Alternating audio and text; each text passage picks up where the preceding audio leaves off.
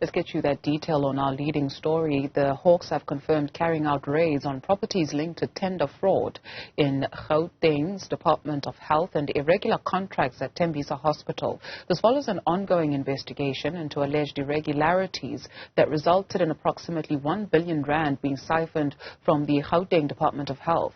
The probe was sparked by a report tabled by the department's former financial officer, Tembisa. She was then assassinated outside her home 3 weeks after tabling the report in August of 2021. We speak now to Jeff Wicks, News 24 investigative journalist, who was at some of these raids. And of course, Jeff, for the purposes or for the mere reason that the suspects are yet to appear before court, we cannot name them, but what more do we know?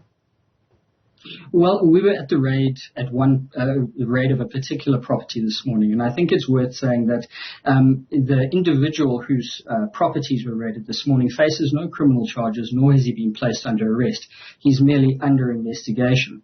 But for the sake of brevity, I won't name him. He's a central figure in what Tembisa found before she was murdered. He had 3 companies which were in trade with Tembisa Hospital, and according to ledgers and accounting documents placed before the provincial legislature, we know that these companies earned as much as 100 million rand over the course of several years. Now, because they were a central focus of Tembisa investigation, and that he has become a central focus of our series, which we've been writing for the past year, now he is in the crosshairs of the Hawks. Okay, what did the Hawks find, or what did you see as the raid was taking place? From what we know, the Hawks seized documents which we assume would be related to his business dealings. He's a man who's the director of many companies, all of which are apparently very successful. And they also took electronic devices, which is a standard for a search and seizure operation of this nature. You say many of which are apparently successful in terms of his businesses. What does that mean? Did you manage to get more information? Well, we know that 3 of his businesses have hedged a lot of their success on Tembisa Hospital. Our investigation led us down that path, and we were able to trace 15 million rands worth of payments over the course of several years. When questions were asked about how much the Department of Health had paid this individual or the companies linked to him, that number moved up towards 100 million rand. And that, to me, is the definition of a successful business. Sure. When did he actually appear on your radar? He appeared early on. The interesting thing about him is that he was the first person to be named by Tembisa when she articulated her concerns about overspending at the hospital. She raised specific ire about one of his companies, which she believed was an events firm. It turns out it wasn't, but it appears that there is at least some basis to her concern.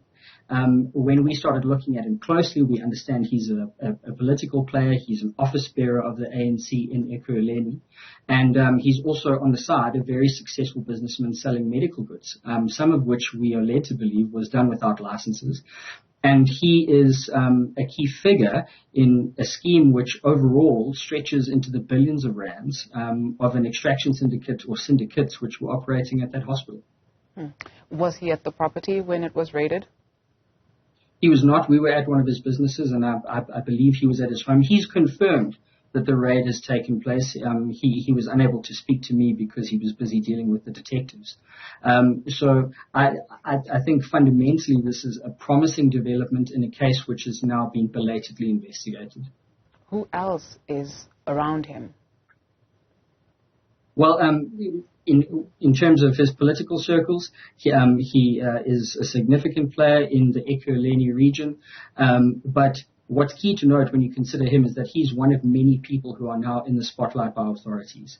Tembisa highlighted 217 companies which she felt deserved more scrutiny.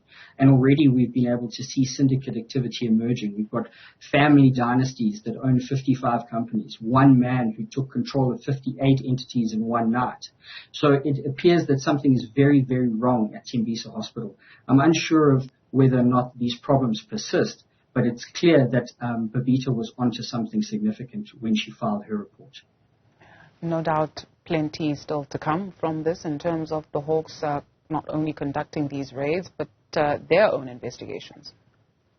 Well, now there's multiple investigations ongoing. We've got 2 from the Hawks, 1 into the murder, which has gone stillborn, and this into the corruption scheme. We've got the SIU, who's ready to investigate. The South African Health Products Regulatory Authority is investigating the sale of illegal medical goods. So it really is a mammoth project for arms of the state as they try and decode what Thembisa found before she was killed. Thank you very much, Jeff, for your time this afternoon. Jeff Wicks is a News 24 investigative journalist.